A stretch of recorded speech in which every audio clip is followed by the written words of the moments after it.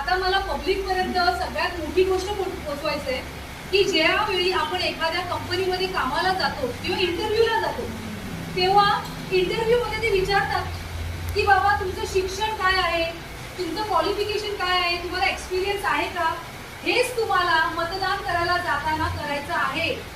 जे कोणी कॅन्डिडेट उभे असतील बघायचं, अभ्यास करून जायचं. परीक्षेला जाताना अभ्यास करून जातात ना तुम्ही, वोटिंग करायला जाताना पण तुम्हाला अभ्यास करूनच जायचंय. बघायचंय की इलेक्शनला किती जण उभे आहेत, 3 कॅन्डिडेट उभे आहेत.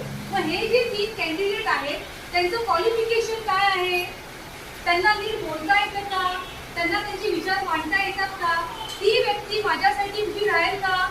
बघा, प्रत्येक माणसाची जबाबदारी असते ज्या माणसाला आपण निवडून देतो. त्यामुळे ते भेड बकरीसारखं मॅ करत जायचं नाही की बाबा ही मागे गेली तर मी तिच्या